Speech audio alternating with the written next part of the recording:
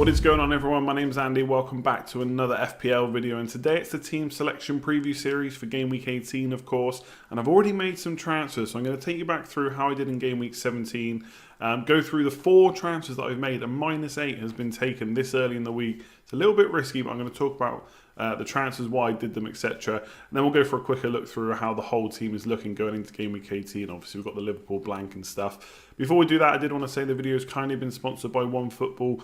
If you haven't already checked it out, it's completely free. Team news, lineup news, live scores on the weekend, and obviously midweek through Christmas when we've got all these fixtures coming up. So it's a great app to use. iOS, Android stores, search for OneFootball, or just click the link in the description below. Otherwise, we will get into this one. So overall, Game Week 17 was pretty good. 70 points in total, which took me up to 448k. I was 415k before the Monday night game, but unfortunately, kind of the obviously general points from that game plus Zaha's goal did put me down a little bit, but it's still over 100k green arrows. So quite nice. Still not obviously a rank that I want to be at come the end of the season, and hopefully the transfers and stuff I've made will see me through Christmas now, and I want to see more green arrows. I need kind of a nice run of 2 or 3 in a row to get up to kind of the 100k plus, and then kick on from there. But let's not go too ahead of ourselves. Let's see how it goes in Game Week 18 first. Quickly going through the kind of star performers, De Bruyne was there. I have talked about maybe getting rid of him for Game Week 18. I did consider it for Game Week 17 for some, because that was a move that I wanted to make anyway. But I decided against it because basically he was playing Arsenal and they haven't looked great for a while, and not any better under Lundberg either. So 19 points was probably a bit more than I expected, but still a fantastic score. Vardy didn't blank, but unfortunately didn't get his goal, so only 5 points there, 10 captain. But to be honest, it was between him and Mane for me. I was never captain in De Bruyne anyway. And Mane only got 1 more point, so I didn't miss out too much there. Pulisic with another blank, super frustrating. He's probably got to go now. Trent finally with a clean sheet as well. It seems like it's been forever since he got one, but no attacking returns. And Lundstrom, who was apparently broken because of me, even though he's been broken for a while, it seems like he's fixed again now. 11 points, so that was nice. And Pope coming through with a clean sheet. Obviously, Guaita owners have done really well for Crystal Palace, but Pope coming through with a clean sheet. I said Newcastle at home, Bournemouth away was probably 2 fixtures to keep him for. So I did that as well. So 70 points, 957 overall. I think I'm about 91 points away from top 10k. So the points, I know I've been saying this all season, are still super, super close. So I'm not panicking just yet, although the transfers I'm about to talk about might make you think differently. So this is what I've done. Monday night, -8, 4 transfers, 3 of them defenders. I can already see what the comments are going to be below. This was a mistake. What are you doing? You're panicking. You're in freefall. All the kind of stuff I've already had on Twitter. So let's just talk about it. So what I was originally going to do, or thought about, was Trent Alexander-Arnold out, De Bruyne out, and Pulisic out. That would have let me get Aurier, Ali, Son, triple Spurs. But it would have meant taking De Bruyne out. Now, before even he got 19 points, I'd kind of had a look at the fixtures and decided I'm probably going to want a Man City player, especially one that's been in good form all season. And then he hit 19 points, which kind of answered the question for me. I didn't really want to get rid of him. Obviously, he plays this week, which is a big bonus. Leicester at home, going to be tough. Wolves away, maybe that's a tough fixture as well. But then it's Sheffield United at home, Everton at home, Villa away, Palace at home. So 3 nice fixtures at home in the next 4 after kind of the next 2. So I suddenly decided I probably didn't want him, even though Son and Ali double up could be really profitable. I just think De Bruyne has been in such good form, and it doesn't look like that's going to stop. So straight away, I hadn't really got a way to get Ali and Son in. And Trent Alexander-Arnold and Pulisic to Aurier and Son, I was 0.5 million off. So the only way to really do it was to drop Tomori and Diop, down to like a 3.94 million defender who probably wouldn't be playing anyway. There's Simpson, Bournemouth potentially, but overall there's no more kind of 4 million defenders like Rico, like Kelly, like Lundstrom, because they've all gone up in price basically.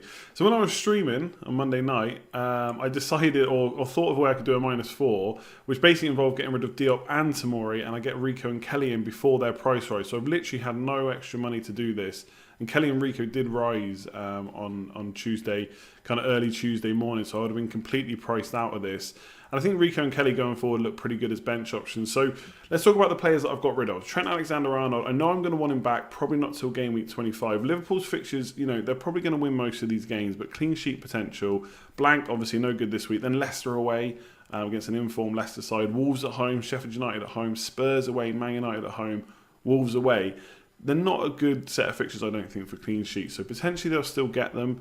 But I just think for his price, I'm just really relying on attacking returns. Not to say that he can't get them. We've seen him get 10 points without a clean sheet, not too far away as well. I just think if I'm going to do it and try and fund more of my attack, then this was probably the week to do it. So I brought in Aurier. I think Spurs fixtures look pretty good. Chelsea at home, debatable whether this is going to be open or tight or not. I think there might be goals in it, which obviously not good for clean sheets, but hopefully he can get some attacking returns. Then Brighton at home, Norwich away, Southampton away. So pretty nice fixtures over Christmas. He looks pretty much nailed on. Like everyone, he could miss a game over Christmas, but that's not really different for many players, to be honest. So Trent to Aurier was always a move that I was going to do. Diop and Tomori. Diop, not only does he blank this week, he's also been dropped from West Ham, or from West Ham's first 11, which is weird considering he's probably their best centre-back. Obviously not maybe been performing lately. So he's out. Tomori's injured, potentially back this week, but then we don't even know if he's going to be in the first 11. So I've kind of been lumbered with Deadwood in my team. And Pulisic has just been frustrating. Underlying stats really good. He's looked pretty good as well. Maybe not this weekend, but in previous weekends. But he's blanked like 4 or 5 times in a row. And I just can't carry him any longer. And I want Son in. I could have got Ali in and not taken this hit. Maybe done a -4 or even taken no hit. But Son is the one I want. And sometimes in FPL, you've just got to get the player that your gut tells you to get. So I'm sure Ali will still do really well over Christmas. But Son is the one I want to captain. I think this week is potential captain, Brighton at home, potential captain, Norwich away, Southampton away. All good fixtures for captaincy. When Liverpool and Man City have not got the perfect fixtures, it might be time to do something a little bit different. So I've got Son just in case of that. And then, like I said, Kelly and Rico, it's frustrating not to be able to get them for 4 million. But I've been too far behind this season. And taking a -8, I mean, it's quite template to bring in Rico and Kelly. They're now bench options. They've got nice fixtures I can rotate them with my other defenders with. I don't have to worry about those spots. Diop and Tomori have just been no help for me. And they're going to let me play both of them this week. So it's probably a good thing to show you what the team looks like now with these players in. Every single one of the transfers I bought in are going to play. It does mean benching Soyuncu and Dendoncker, and maybe they'll punish me, but I think because of the fixtures, it's probably the thing to do. So like I said, I did have 2 free transfers, but absolutely no money in the bank after doing Jimenez to Rashford last week. Look, maybe that will be a mistake in the end. Obviously, Jimenez got the assist at the weekend. Rashford got nothing. I do hope over the next kind of 3 fixtures it'll work out. Rashford's got Watford away, Newcastle at home, Burnley away. Jimenez got Norwich away, arguably a better fixture than Watford this week. But then Man City at home and Liverpool away. So I'm hoping he doesn't get much there and Rashford repays. But the extra money that I spent on Rashford has kind of hindered me into taking this big hit. So potentially it was a mistake, but we won't know that for kind of another 2, 3, 4 game weeks. And I'm sure at that point I'll have something else to worry about. So 103.2 million squad value. So I'm basically playing all 3 of my new defenders. Rico's got Burnley at home, hoping for a 0-0 there because I've got Pope in goal. Kelly against Newcastle away. So I'm benching Soyuncu, which could backfire, but I feel like a lot of people will be benching him this week because a lot of you have already got these cheap defenders that you can bring in and play. And I think Man City away, I think if you're ever going to, bench a defender, it's got to be there. Yes, he's got a bit of attacking threat. I'm expecting Man City to score. So I'm happy with Kelly and Rico in there. Like I said, they can be benched in other weeks and played when they got good fixtures. And I've taken a lot of money out of my defence now. Aurier at 5.1 and Lundstrom I got for 5. My most expensive defenders, and I can put that into attack now. So I think the team overall is looking better, and I've decided to keep Mane. He's on the bench. So let's have a look at the midfield. So just playing the 3 in midfield, like I said, benching Mane. I could have got rid of him for Son, for example, and again, taken less hits. And while the fixtures aren't perfect for Liverpool, especially from a defensive point of view, I think the fact that Wolves and Sheffield United are at home after Leicester away, after the blank, I think that's kind of convinced me to keep Mane because they're at Anfield and maybe that's a little bit better than having to play away from home. I'm not expecting massive points over those fixtures, but I know I want him back in game week 25, so I'm kind of saving myself a transfer down the line. Obviously, Liverpool, one of the best attacking sides in the league, so can definitely get points. Maybe Salah is a better option going forward now, but I think it's a bit too early to start discounting Mane just because of the brace at the weekend for Salah. So Mane is benched. Maddison stays. I think Man City away and Liverpool at home is not ideal for Leicester, but he's been so consistent that when the fixtures get a bit better after those 2 games, I'm happy to own him. And also he's pretty much nailed on over Christmas, set pieces and all that good stuff. So he stays. Son has come in. I've currently got him as captain. It's basically between him and Rashford. It's just how open do I think that Chelsea game's going to be? Obviously, both managers are going to want the win. Lampard against his kind of old manager, Mourinho against his old club, and I wonder if Mourinho's kind of experience will play through here, and he'll just get the one over on Lampard and absolutely go from it from the start. And obviously, Son, Ali, and Kane probably looking good for that fixture. So he's currently there unless I think this game's going to be tight, and then I might switch to Rashford. The only issue with Rashford is we saw at the weekend when a team sits back, Man United do struggle. Watford were pretty good against Liverpool, and they may come out and attack Man United, and that'll let Man United counter. I'm just a bit worried about Rashford now. So currently the captain is on Son. That's where my gut feeling is. So that's probably where it will stay. And like I said, De Bruyne had to stay for Leicester at home. Now 19 points, can't get rid of him. Fixtures are going to get a little bit better soon. And he's just been so consistent all season. And he's looked good as well. Even when he wasn't scoring points a couple of weeks ago, he still looked like he had a lot of points in him. And with Aguero back soon as well, that's probably going to help him too. So adding in the forward so you can see the full team.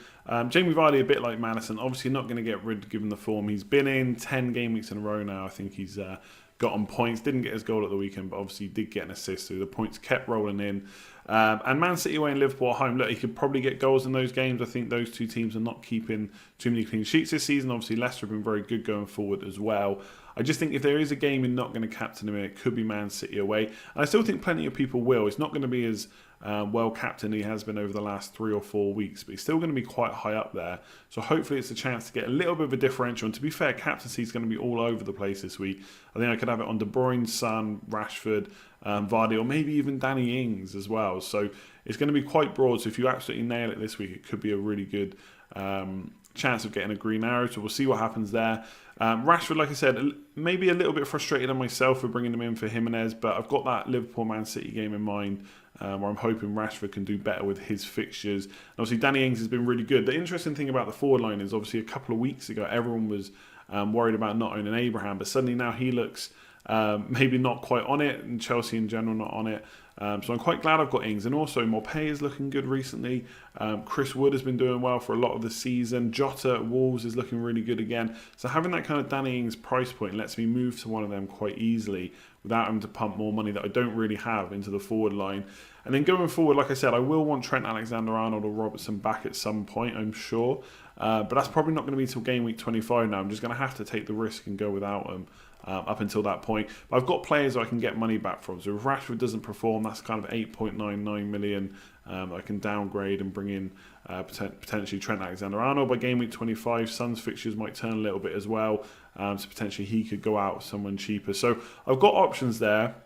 And I've got price points where I can downgrade. I'm really happy with how the team looks this week now. I'm sure there's plenty of you out there that have got a team that looks as good as this, if not better, and you haven't had to take a hit. But I can't dwell on the fact that I've made mistakes so far this season. I should have had Lundstram in on my wildcard at 4.5. I could have got Rico at 4 or 4.1 at the same time, and I didn't. And I basically had to pay 1.8 million more for Lundstram, Kelly, and Rico than what they started at, which is really frustrating. Like I said, mistakes are made. There's no point in dwelling on it. I had to make the move. I felt like a -8 was the right call. Unless I've looked at it wrong, Kelly, Rico, Son and Aurier don't have fixtures during midweek. So the only way they can really get injured is if they were carrying a knock we haven't heard about, or they get injured in training, which would be frustrating.